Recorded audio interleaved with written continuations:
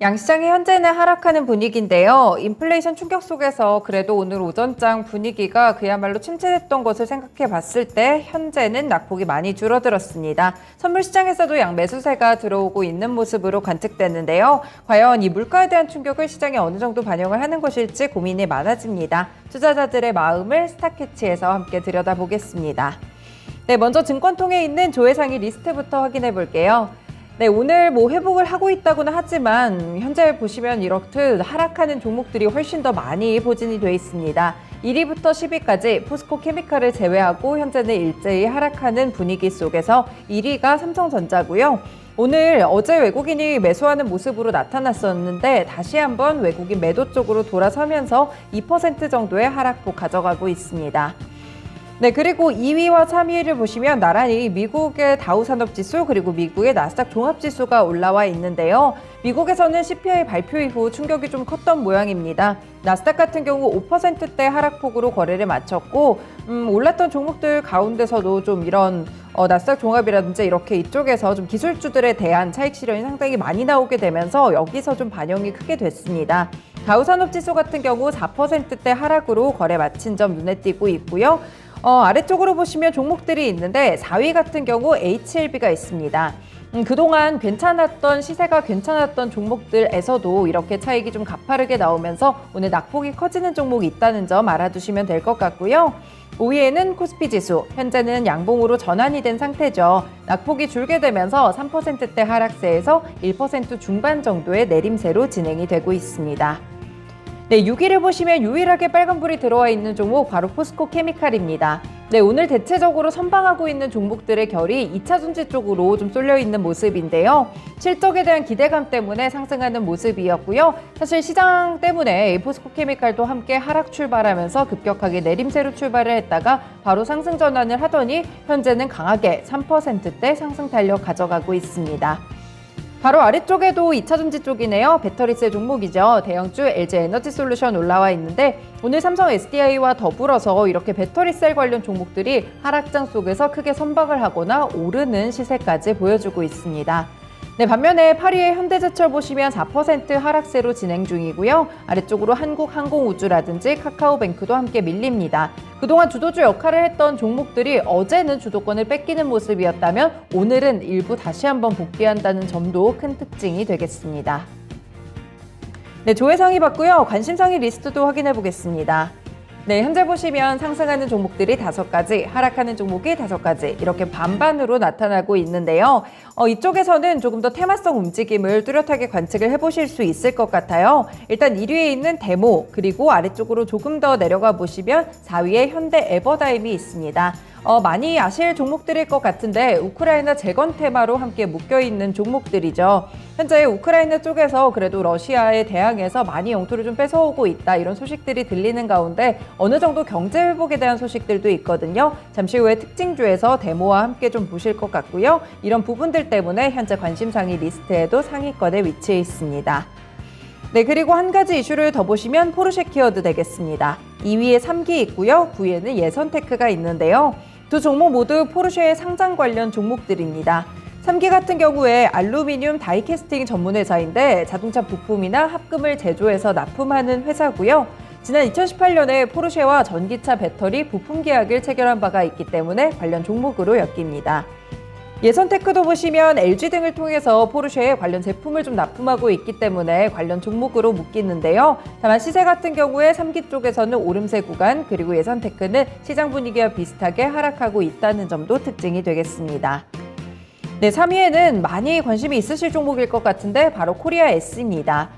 상한가 랠리를 이어왔던 종목인데 9월 1일부터 관측을 했을 때 상한가 4번 터치가 있었고요. 이 가운데 너무 과열이 되면서 거래 정지에 들어가기도 했습니다. 지금도 투자 경고 종목 딱지가 붙어있기는 한데 일단 오늘은 고점에서 조정을 받게 되면서 약 10% 정도의 하락세 관측되고 있습니다. 2차전지 쪽으로도 묶였고 흰남노가 시작이었죠. 태풍 관련 종목에서 시작해서 2차전지 종목으로서 탈바꿈을 하는 과정 속에서 이렇게 상한가 랠리로 큰 수익을 주고 있는 종목입니다. 네, 아래쪽으로 보시면 성일 하이텍이 5위권에 있는데요. 관심사에 있을 뿐 아니라 정말 시세가 놀랍습니다. 인플레이션 충격에도 불구하고 오늘까지 신고가를 경신하는 종목인데요. 이렇게 좀 폐배터리 관련 종목들도 체크를 해보시면 좋을 것 같고요. 아래쪽으로 6위에는 동국제강, 위쪽에서 보셨던 현대제철처럼 이렇게 철강 관련 종목들이 관심이나 조회상위 리스트에 한 가지씩 들어있습니다. 한미약품 같은 경우에 3%대 하락세 기록하고 있고 8위에는 코닉 오토메이션 오늘장 상승 탄력 기록하고 있는데 이 종목 역시나 최근에 좋은 시세 흐름을 기록하고 있다는 점이 특징입니다. 그리고 10위권에 보시면 오늘 선물 12월물에 대한 부분들 나타나고 있고요. 선물 시장에서 오늘 사실 외국인이 좀 큰 폭으로 매도가 나타났었는데 매수로 좀 전환하는 등 외국인의 수급 포지션도 함께 확인해 보시면 좋을 것 같습니다. 이렇게 조회상위와 관심상위 봤고요. 특징주로 넘어가 볼게요.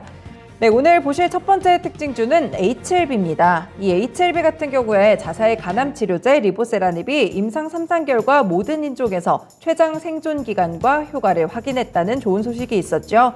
프랑스 파리에서 유럽 이 암학회가 열렸는데 리보세라닙과 캄렐리주마 병용요법 임상 3상에 대한 결과를 발표하면서 이같이 밝혔습니다. HLB 같은 경우에는 이 병용요법이 간암 임상에서 최종적으로 성공을 했기 때문에 미국의 식품의약국 그리고 신약 승인 신청 절차를 빠르게 진행할 계획이라고 합니다. 실제로 진양곤 회장이 유튜브를 통해서 프리-NDA 미팅 신청이 완료가 됐기 때문에 10월 중에 미팅을 하고 미국이나 유럽같이 지역별로 판매 전략을 수립 중이라고 밝혔습니다. 이번에 나왔던 이 연구 결과는 유럽 종양학회 소화관 종양 분야에서 하이라이트 논문으로 선정되기도 했는데요. 사실 이 부분에 대한 기대감은 주가에 이미 많이 반영이 됐었죠. 네, 일봉 보시면요. HLB 지난 5월부터 주목받으면서 올랐습니다. 그리고 그 가운데 조정도 거쳐왔고요. 다시 고점 부근 좀 뚫어내게 되면서 상승 탄력을 좀 크게 높였습니다. 신고가는 1년 전 부근에 좀 큰 시세가 한번 났기 때문에 신고가 터치까지는 나오지가 못했는데요. 다만 최근 흐름에서 봤을 때 거의 고점 터치까지 다시 한번 상승하는 흐름 나타나고 있습니다. 다만 오늘 같은 경우에는 외국인 매도세에 좀 급락한다는 점도 특징이고 하락폭이 시장이 지나갈수록 조금 더 확대되고 있습니다. 네, 두 번째 종목은 데모입니다. 우크라이나의 경제가 현재 점차 회복되는 모습을 기록하고 있다고 월스트리트저널 쪽에서 보도가 나왔습니다. 이 택배회사 노바포슈타는 2월 말에 러시아가 침공한 이후에 매출이 전쟁 전 수준의 2% 선까지 떨어졌다고 합니다. 하지만 최근에 온라인 거래라든지 기업 활동도 재개되면서 회사도 살아나기 시작했는데요. 전쟁 이전 수준의 90%까지 회복을 했다고 하고요. 일자리도 다시 살아나고 있는 조짐이 체크됩니다.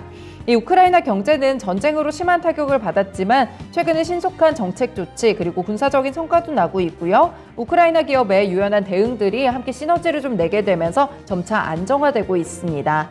현재 전황 자체가 우크라이나에 굉장히 유연하게 좀 유리하게 흘러가는 부분들도 경제 활동이 재개되는데 확신을 불어넣어주고 있는데요. 현재 러시아군으로부터 서울 면적의 10배 정도에 달하는 영토를 탈환했고요. 우크라이나군이 돈바스 지역에 대한 대대적인 공세에 나설 것이라는 소식들도 전해지고 있습니다. 그래서인지 재건 관련 종목들 다시 한번 좀 주목을 받고 있는데요. 일봉으로 보실게요.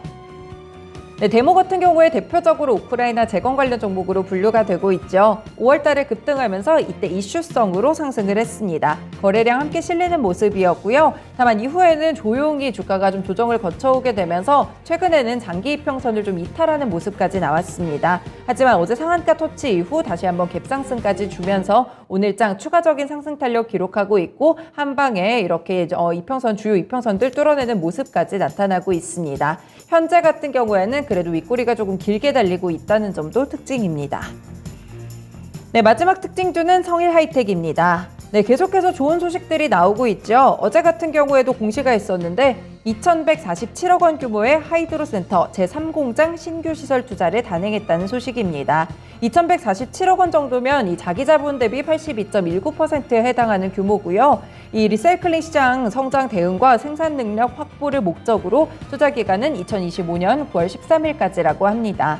이 성일 하이텍이 폐배터리를 수거해서 다시 쓸 수 있는 이런 자원으로 만드는 기업인데요. 코발트나 리튬 이렇게 핵심 물질들을 추출한 다음에 재활용하는 사업을 영위하고 있습니다. 국내 최초로 2차 전지의 리튬 소재와 기술을 개발하고 경쟁사 대비 굉장히 선도적인 기술력을 갖고 있기 때문에 상장 이후에 꾸준하게 주목을 받고 있는 것인데요. 헝가리 리사이클링 파크를 통해서 유럽 내 원료 기지도 확보를 했고요. 북미 지역도 진출하고 주요 완성차나 배터리 제조사 중심의 생산 거점 확대를 계속해서 이어나갈 예정이라고 합니다. 성일 하이텍은 이제 정말 설명드리지 않아도 잘 아실 그런 종목일 것 같은데 일봉 통해서 보실게요. 사실 상장 당시가 최저가였습니다. 이후로부터는 꾸준하게 우상향 곡선을 그리고 있는데요. 정말 이 차트만 본다면 그동안 시장이 불안했던 것이 맞을까? 이런 생각이 들 정도로 상승 탄력을 꾸준하게 높여왔습니다. 점차 오름세 높여갔고요. 결국에는 오늘까지도 상장 이후 최고가 터치가 나왔습니다. 다만 윗꼬리는 약간 달리면서 현재는 4% 정도의 오름세 구간 가져가고 있습니다.